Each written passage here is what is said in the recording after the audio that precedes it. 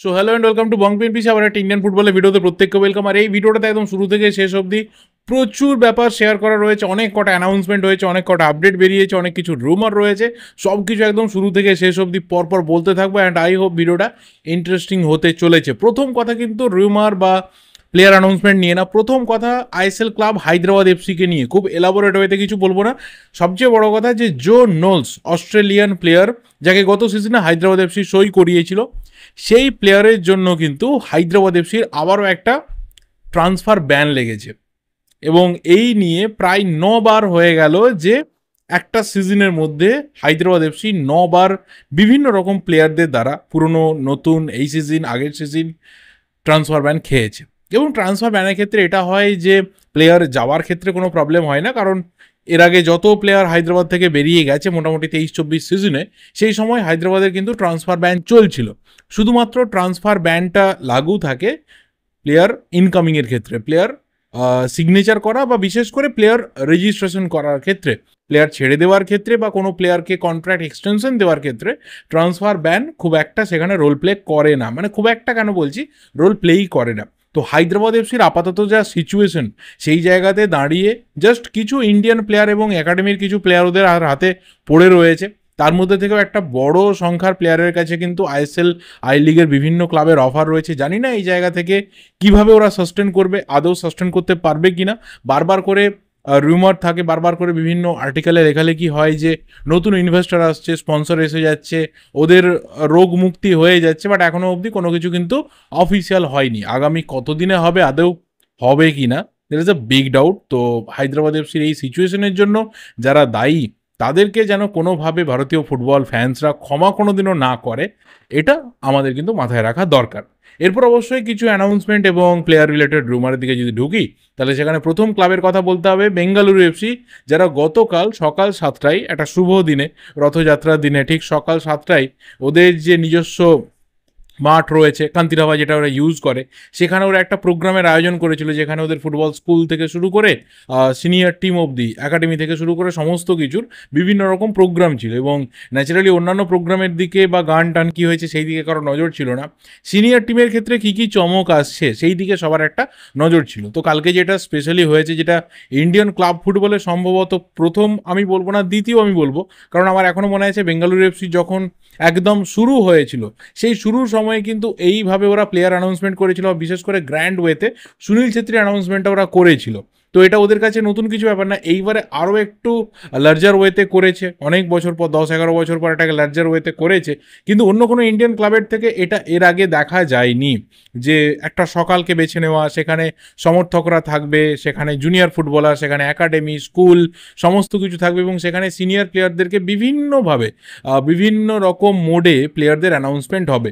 কোনো প্লেয়ারের ঘর ওয়াপসি হচ্ছে, কোনো প্লেয়ারকে একটা রথের মতো তৈরি করে সেখানে চাপিয়ে নিয়ে আসা হচ্ছে, কোনো প্লেয়ারের কাট আউট, বড়ো সাইজের কাট আউট মাঠের মধ্যে নিয়ে আসা হচ্ছে, এবং সেখানে লাউড মিউজিক, সেখানে চিয়ার, সব কিছু রয়েছে। তো বেঙ্গালুরুর এই উদ্যোগটা হয়তো আগামী দিনে গিয়ে আরও যারা পপুলার ক্লাবস রয়েছে তাদেরকে ইন্সপায়ার করলেও করতে পারে। এটা কি হয়, একটা ফ্যানেদের সাথে এনগেজমেন্ট তৈরি হয়, এবং একটা যে সাসপেন্স থাকে গোটা একটা ট্রান্সফার উইন্ডোগুলো জুড়ে, যে কে সই করলো, কে আসছে, কে আসছে, এই জায়গাটাও কিন্তু একটা বিরাট বড় মঞ্চ তৈরি করে সেটাকে পুরোপুরিভাবে সামনে নিয়ে আসা যায়। তো কালকে ওরা 6জন নতুন প্লেয়ারের অফিসিয়াল অ্যানাউন্সমেন্ট করেছে, যার মধ্যে 2জন প্লেয়ারের ঘর ওয়াপসি হয়েছে। এক হচ্ছে মমিয়ার রালতে, গোলকিপার, এই নিয়ে 3 নম্বর বার তার আবারও বেঙ্গালুরুতে ফিরে আসা হলো। দ্বিতীয় প্লেয়ার অবশ্যই রাহুল ভেকে, তার হাতে একটা বড় দায়িত্ব থাকবে ডিফেন্স সামলানোর জন্য। তারও কিন্তু 2টো সিজন পর মুম্বাই থেকে আবারও ঘর ওয়াপসি হয়েছে। এবং থার্ড ইন্ডিয়ান প্লেয়ার হিসেবে কিন্তু লেফট ব্যাক মোহাম্মদ সালাহ, তাকে সই করানো হয়েছে। আর 3জন বিদেশি প্লেয়ার, তাদেরও কিন্তু অ্যানাউন্সমেন্ট হয়েছে। এবং অবশ্যই সেখানে 2জন প্লেয়ারের বড় করে কাট আউট, একদিকে হরহে পেরেরা ডায়াস এবং অপরদিকে আলবার্তো নোগুয়েরা, এই 2জন মুম্বাই সিটি এফসির আইএসএল কাপ উইনার প্লেয়ার, তাদের 2জনকে একদম গ্র্যান্ড ওয়েতে কিন্তু নিয়ে আসা হয়েছে। এখনও অবধি তারা ফিজিক্যালি টিমের সাথে যোগ দেয়নি, কিন্তু আরও একজন ফরওয়ার্ড এজার মেন্ডেজ, সে কিন্তু টিমের সাথে যোগ দিয়েছে, এবং তাকে একটা বড় রথের মধ্যে করে মাঠের মধ্যে ঢোকানো হয়েছিল। এবং সেই সময় দাঁড়িয়ে ফ্যানেদের যে চিৎকার, সেই চিৎকারটা বলে যে একটা লম্বা সময় ধরে কিন্তু বেঙ্গালুরু এফসি ফ্যানরা ওয়েট করে বসে রয়েছে যে ভালো কিছু তারা দেখতে পাবে। হয়তো এই সিজনটা জারাগোজার কাছে একটা বড় অগ্নি পরীক্ষা সিজন, দেখা যাক সেটা কি হয়। এবং নিশ্চিতভাবেই সিনিয়র যে টিম রয়েছে, ফুল যে টিম রয়েছে, সেটা কিন্তু ডুরান্ড কাপে বেঙ্গালুরু নিয়ে আসছে। নেক্সট অবশ্যই বলবো নর্থ ইস্ট ইউনাইটেড এফসির কথা, কারণ তারা একজন স্প্যানিশ স্ট্রাইকারকে অ্যানাউন্সমেন্ট করেছে, গুয়েলেরমো ফার্নান্ডেজ হিয়েরো। এই প্লেয়ারটার কিন্তু কেরিয়ার শুরু হয়েছিল স্পেনের ক্লাব অ্যাথলেটিক বিলবাওতে, সেখানে ইউথ ফুটবল এবং সিনিয়র ফুটবলে খেলার অভিজ্ঞতা রয়েছে। লা লিগাতে পরপর 2টো সিজনে ছিল, বাট গোল করেছিল মাত্র একটা, এবং তারপর বহু সেকেন্ড ডিভিশন ম্যাচ খেলেছে এবং প্রায় 150-র কাছাকাছি দেখছিলাম সেকেন্ড ডিভিশনে ম্যাচে এক্সপিরিয়েন্স রয়েছে, প্রচুর গোল রয়েছে, অ্যাসিস্ট রয়েছে, ভালো স্ট্রাইকার। তবে দেখা যাক আগামী দিনে কত ভালো সার্ভিস নর্থ ইস্ট ইউনাইটেড এফসিকে দিতে পারে। 31 বছর বয়স এবং সম্ভবত ওয়ান পেদ্রো বেনালি তিনি নিজের উদ্যোগে নিজে চয়েস করে এই প্লেয়ারকে নিয়ে আসছেন, এই দিক থেকে বুঝতে আমাদের কোথাও অসুবিধা নেই। এরপর যে টিমের কথা বলবো সেটা অবশ্যই কিন্তু Mumbai city FC. Mumbai city এফসির 2টো প্লেয়ারের অফিসিয়াল সিগনেচার হয়েছে, যার মধ্যে একটাও অ্যানাউন্সমেন্ট হয়ে গেছে, অনেকদিন আগে এটা নিয়ে কথা বলেছিলাম। ইন্ডিয়ান স্ট্রাইকার ড্যানিয়েল লালিমপুইয়া, একটা সময়ে দাঁড়িয়ে ওকে নিয়ে একটা বড় প্রতিশ্রুতি ছিল, বহু ক্লাবে ঘুরেছে, বেঙ্গালুরু, ওড়িশা বা পাঞ্জাব এফসি, বহু ক্লাবে ঘুরেছে, বাট কি হয়েছে, নিজের যে টপ জায়গাটা সেটা কখনোই কিন্তু ড্যানিয়েল টাচ করতে পারেনি। ওই যে একটা পোটেন্সিয়াল ছিল, বারবার করে বলা হয়েছিল, এই অবধি থেমে গেছিল। তো তাকে কিন্তু Mumbai city FC centre forward হিসেবে সই করিয়েছে। দেখা যাক এই সিগনেচারটা কতটা ভালো। এবং দ্বিতীয় যে প্লেয়ারের সিগনেচার হয়েছে সেই প্লেয়ার কিন্তু সাহিল পানোয়ার। আকাশ মিশ্রার কাভার হিসেবে নিয়ে আসা হয়েছে, যেহেতু আকাশ মিশ্রা এসিএল ইঞ্জুরির জন্য একটা লম্বা সময় টিমের বাইরে থাকবে, চোটের কারণে বাইরে থাকবে, তো সেই জায়গাটা ভরাট করার জন্য সাহিল পানোয়ারকে মুম্বাই সিটি এফসি সই করিয়েছে। And it's a big signature. Big signature আমি এই কারণে বলছি, কারণ তুমি আকাশ মিশ্রার মতো প্লেয়ারকে রিপ্লেস করবে এরকম একটা ভাবনা চিন্তা নিয়ে প্লেয়ারটাকে সই করাচ্ছ। এবং আমার মনে পড়ে যে আজ থেকে প্রায় 2-2.5 মাস আগে, বেশি হতে পারে, আমি 5জন ডিফেন্ডারকে নিয়ে কথা বলেছিলাম যে 5জন ডিফেন্ডারকে ইস্টবেঙ্গল যদি ট্রাই করে তাহলে সেখান থেকে একটা ভালো রিবিল্ডিং বা রিসেফ হতে পারে ডিফেন্স লাইনে। এবং সেখান থেকে প্রভাত লাকড়া তো সই করেছে, সেখান থেকে অ্যালেক্স সাজির একটা বড় চান্স রয়েছে জয়েন করার। কিন্তু সেখানে আরও একজন প্লেয়ারের নাম বলেছিলাম, সেটা হচ্ছে সাহিল পানোয়ারের নামটা।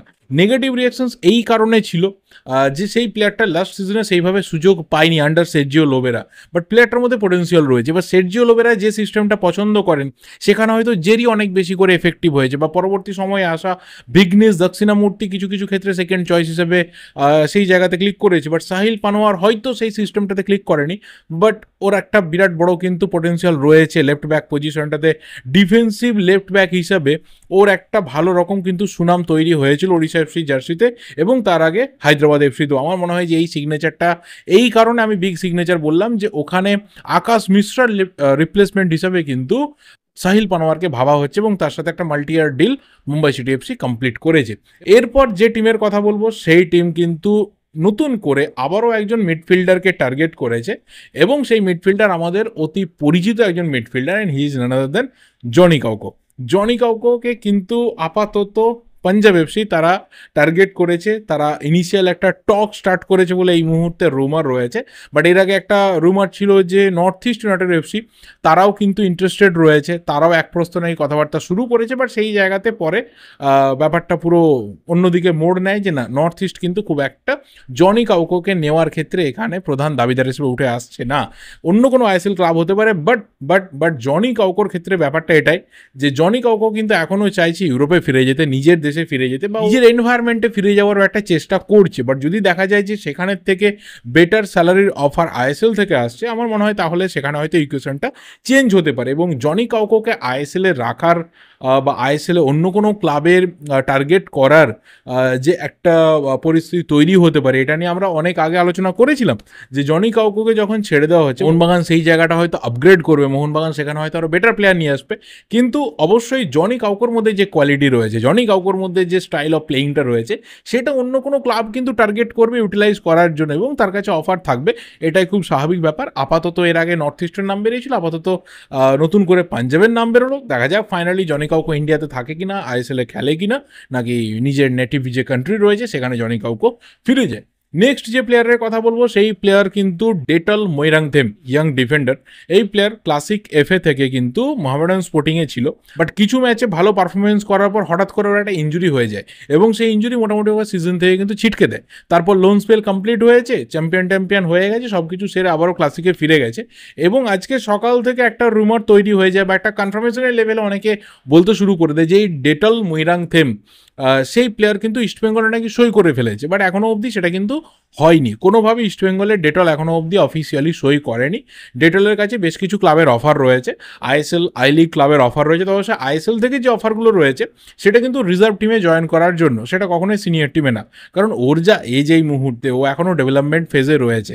তো সেখানে ইস্টবেঙ্গলও কিন্তু ওকে যেটা অফার দিয়েছে সেটা সিএফএলে জয়েন করার জন্য। ওকে সিএফএলে দেখা হবে, সেখানে যদি পারফরমেন্স করতে পারে, যদি ইমপ্রেস করতে পারে, তাহলে হয়তো আগামী দিনে সিনিয়র টিমের সাথে প্র্যাকটিসে ঢুকতে পারে বা প্রয়োজন মতো তাকে ইউজ করা যেতে পারে। বাট একদমই তাকে আইএসএলের জন্য নিয়ে আসা হচ্ছে এতটাও কিন্তু আপাতত প্রমিসিং প্লেয়ার কিন্তু নয়। ওকে এখনও অনেকটা রাস্তা এগোতে হবে। তবে কিছু আই লিগ ক্লাবের ভালো অফার রয়েছে, সেটা হয়তো ওর কাছে অনেক বেশি অ্যাট্রাকটিভ হতে পারে আই লিগের রেগুলার গেম টাইমের ক্ষেত্রে। সেখানে রিজার্ভ টিমে থাকা না আই লিগের সিনিয়র টিমে থাকা, কোনটাকে বেশি ডেটল চুজ করে সেটার উপরে পুরোটা দাঁড়িয়ে রয়েছে। তো অবশ্যই আরও কিছু অন্য রকমের কথাবার্তা রয়েছে যে ওর ইঞ্জুরি টিঞ্জুরি এইসব ব্যাপারের জন্য পুরো ব্যাপারটা আটকে রয়েছে। ইঞ্জুরি রিলেটেড কোনো প্রবলেম নেই, যা কিছু রয়েছে সেটা হচ্ছে ও কোথায় নিজের সব থেকে বেস্ট ডিলটাকে দেখতে পাবে তার উপরে বেশ করেই কিন্তু সবটা দাঁড়িয়ে রয়েছে। দেখা যাক ডেটল কোথায় যায়।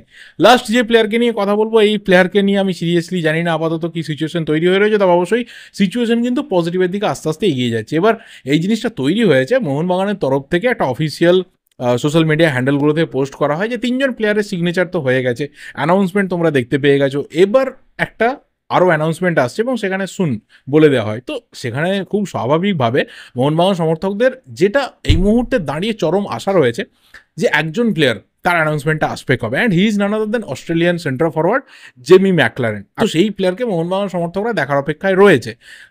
দিমি, জেসন কামিংস এবং জেমি ম্যাকলারেন, এই যে ট্রায়োটা হবে, এই ট্রায়োটাকে দেখার জন্য সবাই অপেক্ষা করে রয়েছে। কিন্তু তার আগে তার অ্যানাউন্সমেন্টটা লাগবে। সেই অ্যানাউন্সমেন্টটা আসবে কবে, এটা নিয়ে সবার একটা চর্চা চরম লেভেলে জারি রয়েছে। সেই অ্যানাউন্সমেন্ট আসবে কবে? এবার যতটুকু এই মুহূর্তে দাঁড়িয়ে আপডেট রয়েছে, মানে এটা আমি লাস্ট উইকেও বলেছিলাম, কেউ আমাকে এসে বলতে পারে যে তুমি তো এর আগেও কথা বলেছিলে, যেমনটা থাকে আমি তেমনটা শেয়ার করার চেষ্টা করি। গত সপ্তাহে ছিল যে মোটামুটি এই সপ্তাহের শেষের মধ্যে একটা বড় অ্যানাউন্সমেন্ট আসছে, একটা বিগ অ্যানাউন্সমেন্ট আসছে। লাস্ট উইকে দুটো অ্যানাউন্সমেন্ট হয়েছে, এটা ঠিক কথাই, বাট সেটা কোনটা কতটা বিগ আর কোনটা সারপ্রাইজ, কোনটা কতটা বেটার টিমের জন্য, সেটা অবশ্যই যারা মোহনবাগান সমর্থক তারা বিচার করবেন। কিন্তু হ্যাঁ, যা কিছু ছিল সেটা বলেছিলাম। আমি হয়তো সেই জায়গা থেকে মনে করেছিলাম যে জেমি ম্যাকলারেনের অ্যানাউন্সমেন্টটা হয়তো আসতে চলেছে, সেটা আসেনি। সেটা সম্ভবত এই সপ্তাহে আসতে চলেছে, এই উইকের মধ্যে, মানে অন্ততপক্ষে আগামী কাল পরশু এই সময়টার মধ্যেই জেমি ম্যাকলারেনের অ্যানাউন্সমেন্ট আসতে চলেছে বলেই কান পাতলে যে আপডেট আসছে সেই আপডেট কিন্তু এটা জানান দিচ্ছে। এবার এই অ্যানাউন্সমেন্ট এসে যাওয়ার পরে যে জিনিসটার জন্য সব থেকে বেশি সবাই অপেক্ষা করবে, যে 6th ফরেনার নিয়ে মোহনবাগানে কী ডিসিশন হবে। 6th ফরেনার জায়গাটা অ্যাকচুয়ালি কোথায় গিয়ে দাঁড়াবে, সেন্ট্রাল মিডফিল্ডার, ডিফেন্সিভ মিডফিল্ডার, একটু অন্য ধরনের অন্য পজিশনের প্লেয়ার কি হবে। তবে এখনও অবধি যা কিছু আশা রয়েছে বা যা কিছু এখনও অবধি প্ল্যানের আভাস পাওয়া যাচ্ছে, সেখানে সেন্ট্রাল মিডফিল্ডার ছাড়া অন্য কোনো নাম কিন্তু আলোচনার স্তরে নেই। যারা অন্য কিছু বলছে তাদের কাছে হয়তো ইনফরমেশন রয়েছে, বাট সেন্ট্রাল মিডফিল্ডার ছাড়া সেইভাবে কোনো আলোচনার স্তরে অন্য কোনো প্লেয়ারকে নিয়ে নাম নেই। জানি না আগামী দিনে কি হবে। আর তার থেকেও বড় কথা, যে যদি ডুরান্ড কাপে সিনিয়র টিম নামাতে হয় এবং সেখানে যদি সিরিয়াসলি ডুরান্ড কাপটা খেলতে হয়, তাহলে প্রি সিজন বা প্লেয়ারদের ট্রেনিং প্র্যাকটিস শুরু হবে কবে থেকে, এবং সেটা যত তাড়াতাড়ি শুরু হবে তত তাড়াতাড়ি কিন্তু টিমের জন্য ভালো।